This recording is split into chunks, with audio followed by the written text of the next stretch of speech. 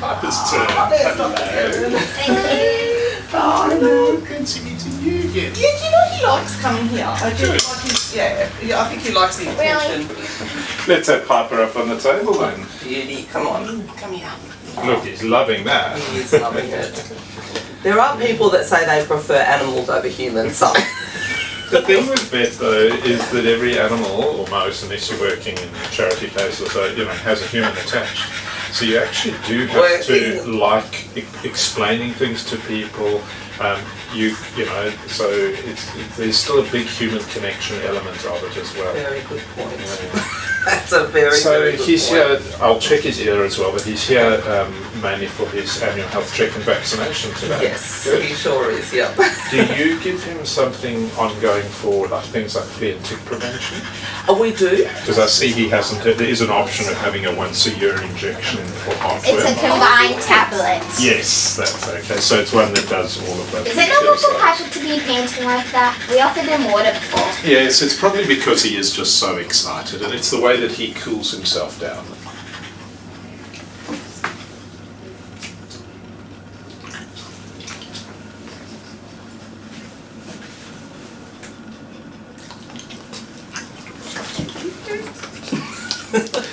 That all sounds very good. So you're listening to his heart then? Listening to his heart and then also his lungs. So listening that there's not wheezes or crackles in his lungs. Checking that his teeth are nice and healthy, and at the same time I'm not only looking at the teeth, I'm looking at the colour of his gums. That if that was very pale, that might indicate an illness, or if it was blue, it would indicate he's not getting enough oxygen around his bodies. Oh, right.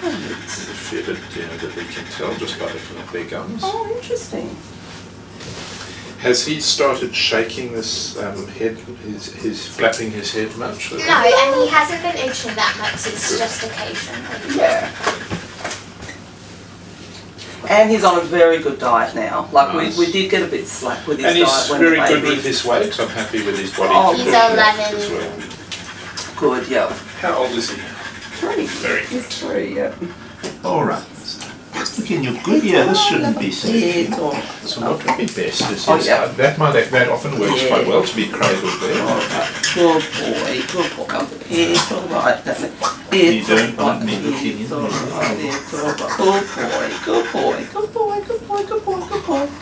So that side looks very good. See, it wasn't so bad. Let's give you some. This one I reckon is going to be might, bad. and that's why we can let him have these treats. Okay. Good boy. If we can turn him to face the other way, that would be great. Have you ever been bitten by a dog? Unfortunately, yes, it is an occupational hazard. It's all good. I'll try and reassure him. It's all good. It's all good. Good boy. Good boy. Unfortunately, it does look like he might be getting a little bit of an infection.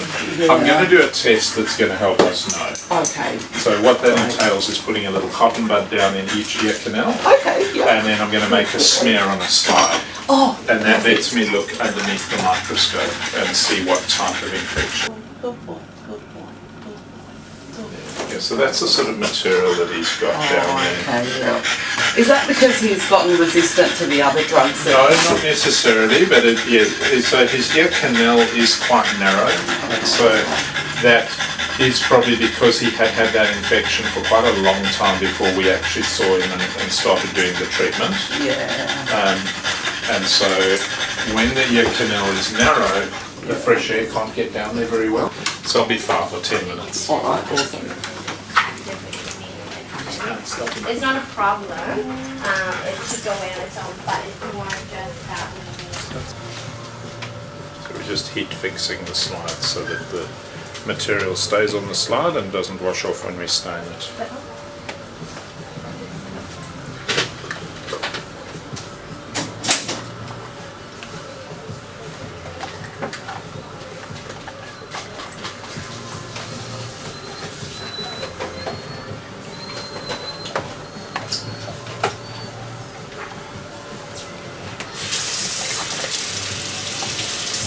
That's just going to be in there for a little bit longer. But otherwise, she's off on her way. That's okay. See you later.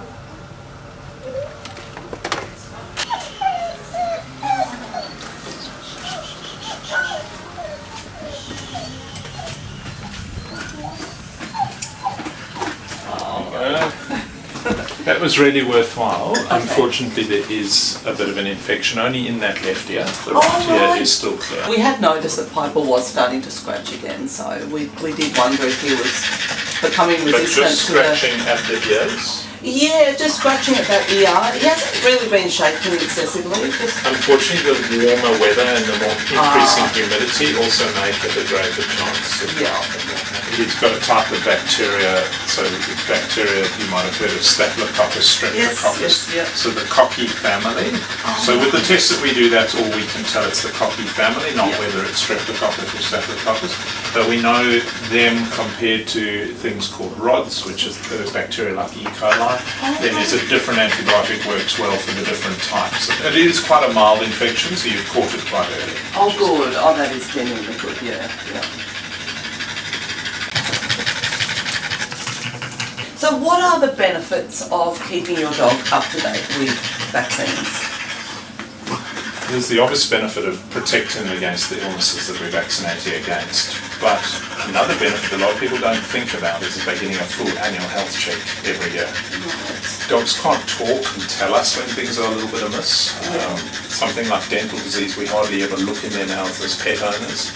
So coming in and we check them out from nose to tail, it's quite an important thing on catching illnesses early, as well as the other side of it is, yes, preventing them.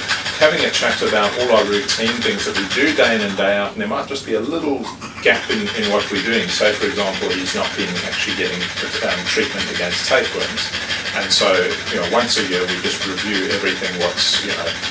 What are you doing from at home? What are we prescribing for him? And what's the best level of cover? And that can even become, as they get older, get even more important, that maybe it needs to be every 6 months. I was going to ask you too, what are we vaccinating him against today? So dogs get a 5-in-1 vaccination. So it's called a C5. C stands for canine, 5 for a 5-in-1. But part of the diseases actually with the newer brands of vaccines will actually last for 3 years instead of 1 year. So this will differ from vet clinic to vet clinic, but we use a brand of vaccines that part of them only need to be done every 3rd year. If a clinic is deciding to do it every year, that doesn't necessarily mean it's a bad thing, but we all realise that maybe we shouldn't overstimulate the immune system, and that there's no evidence that it definitely does, but it might cause more immune-mediated diseases later in their life. So he's actually had a vaccination where 2 years ago he had the 5-in-1. Oh yeah. I'll just pull that up. You really had a big year though. But you can see that in 2021 he had a C5. And part of that protection only needs to be done every 3rd year. So last year, in the right now at this time, and this year now, he's getting a 2-in-1 booster. So that's against a disease called Bordetella and another one, parainfluenza, much more commonly known as canine cough or even kennel cough. So that's the vaccines he's getting today. And then the other part of it is called a C3. And so that's against parvovirus, distemper and hepatitis.